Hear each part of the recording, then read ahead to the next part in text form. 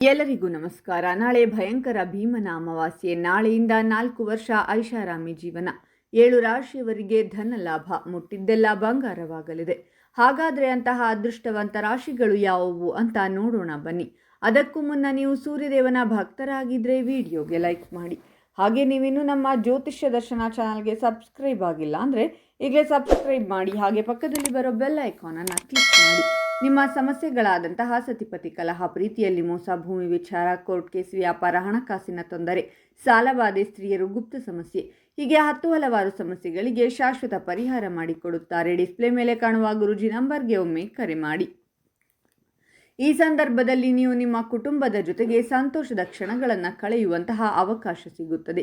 ಸಾಕಷ್ಟು ವರ್ಷಗಳಿಂದ ಅರ್ಧಕ್ಕೆ ನಿಂತುಕೊಂಡು ಪೂರ್ತಿಯಾಗದಿರುವಂತಹ ಕೆಲಸಗಳು ಮರುಪ್ರಾರಂಭವಾಗಿ ಪೂರ್ತಿಯಾಗುವಂತಹ ಸಾಧ್ಯತೆ ಈ ಸಂದರ್ಭದಲ್ಲಿದೆ.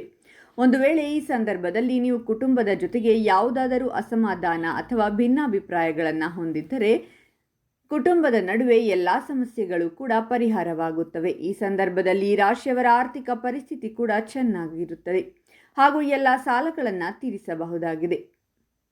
ಇನ್ನು ಉದ್ಯೋಗಿಗಳಿಗೆ ಕೂಡ ಈ ದಿನ ಸಾಕಷ್ಟು ಶುಭ ಲಾಭವನ್ನು ತರುವಂತಹ ಸಮಯ ಎಂದು ಹೇಳಬಹುದಾಗಿದೆ.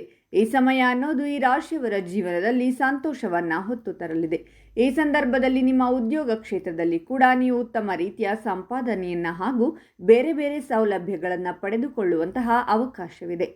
ನೀವು ಮಾಡುವಂತಹ ಒಳ್ಳೆಯ ಕೆಲಸಗಳನ್ನು ಗಮನಿಸಿ ಹಿರಿಯ ಅಧಿಕಾರಿಗಳು ಕೆಲಸದಲ್ಲಿ ಪ್ರಮೋಷನ್ ಹಾಗೂ ಸಂಬಳದಲ್ಲಿ ಹೆಚ್ಚಳ ಮಾಡುತ್ತಾರೆ.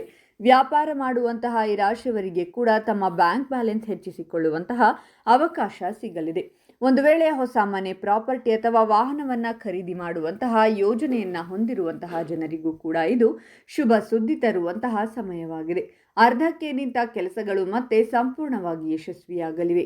ಈ ಸಂದರ್ಭದಲ್ಲಿ ಈ ರಾಶಿಯ ಜನರಲ್ಲಿ ಧಾರ್ಮಿಕ ಹಾಗೂ ಆಧ್ಯಾತ್ಮಿಕ ವಿಚಾರಗಳ ಬಗ್ಗೆ ಇನ್ನಷ್ಟು ಹೆಚ್ಚಿನ ಒಲವು ಕಂಡುಬರಲಿದೆ. ರಾಶಿಗೆ ಸೇರಿದ ಜನರ ವ್ಯಾಪಾರ ವ್ಯವಹಾರ ವಿದೇಶದವರೆಗೆ ವಿಸ್ತರಣೆಗೊಳ್ಳಬಹುದು. ಉದ್ಯೋಗವನ್ನು ಹುಡುಕುತ್ತಿರುವವರು ಸಹ ಯಶಸ್ಸನ್ನು ಪಡೆಯಬಹುದು.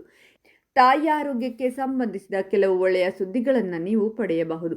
ಈ ಸಮಯದಲ್ಲಿ ರಾಶಿಗೆ ಸೇರಿದ ಜನರು ಮಾನಸಿಕ ಒತ್ತಡಗಳಿಂದ ಮುಕ್ತಿ ಹೊಂದುವಿರಿ. ವ್ಯಾಪಾರಿಗಳಿಗೆ ಮಂಗಳನ ಕೃಪೆಯಿಂದ ವಿದೇಶಕ್ಕೆ ಹೋಗುವ ಅವಕಾಶ ಲಭಿಸುವುದು. ಈ ಸಮಯದಲ್ಲಿ ನಿಮ್ಮ ವೈವಾಹಿಕ ಜೀವನದಲ್ಲಿನ ಪ್ರೀತಿ ಹೆಚ್ಚಾಗುವುದು ಮತ್ತು ಸಂಬಂಧಗಳು ಇನ್ನಷ್ಟು ಬಲಗೊಳ್ಳುವುದು. ಹೊಸದಾಗಿ ಮದುವೆಯಾದ ಈ ರಾಶಿಗೆ ಸೇರಿದ ಜನರಿಗೆ ಸಂತಾನ ಭಾಗ್ಯ ಲಭಿಸುವ ಯೋಗವಿದೆ. ವ್ಯಾಪಾರಿಗಳ ಆರ್ಥಿಕ ಸ್ಥಿತಿ ಈ ಅವಧಿಯಲ್ಲಿ ಸಾಕಷ್ಟು ಬಲಗೊಳ್ಳಲಿದೆ. ಸಮಾಜದಲ್ಲಿ ಹಾಗೂ ಕೆಲಸ ಮಾಡುವಂತಹ ಸ್ಥಳಗಳಲ್ಲಿ ರಾಶಿಯವರ ಗೌರವ ಹಾಗೂ ಪ್ರೀತಿ ಹೆಚ್ಚಾಗಲಿದೆ. ಈ ಸಂದರ್ಭದಲ್ಲಿ ಆರೋಗ್ಯದ ವಿಚಾರದಲ್ಲಿ ಕೂಡ ಈ ರಾಶಿಯವರು ಯಾವುದೇ ತಲೆಕೆಡಿಸಿಕೊಳ್ಳಬೇಕಾದ ಅಗತ್ಯವಿಲ್ಲ. ಯಾಕೆಂದರೆ ಎಲ್ಲ ಆರೋಗ್ಯ ಸಮಸ್ಯೆಗಳು ಪರಿಹಾರವಾಗುತ್ತವೆ. ಹಾಗಾದರೆ ಇಷ್ಟೆಲ್ಲ ಅದೃಷ್ಟ ಫಲಗಳನ್ನು ಪಡೆಯುತ್ತಿರುವ ರಾಶಿಗಳು ಯಾವುವೆಂದರೆ ಮೇಷರಾಶಿ, ವೃಷಭ ರಾಶಿ, ಮಿಥುನ ರಾಶಿ, ಕನ್ಯಾ ರಾಶಿ, ವೃಶ್ಚಿಕ ರಾಶಿ, ಧನಸ್ಸು ರಾಶಿ ಮತ್ತು ತುಲಾ ರಾಶಿ. ಇವುಗಳಲ್ಲಿ ನಿಮ್ಮ ರಾಶಿ ಇದ್ದರೂ ಇಲ್ಲದಿದ್ದರೂ ಓಂ ಸೂರ್ಯದೇವಾಯ ನಮಃ ಅಂತ ಕಾಮೆಂಟ್ ಮಾಡಿ. ಈ ವಿಡಿಯೋವನ್ನು ಲೈಕ್ ಮಾಡಿ ಮತ್ತು ಎಲ್ಲರಿಗೂ ಶೇರ್ ಮಾಡಿ.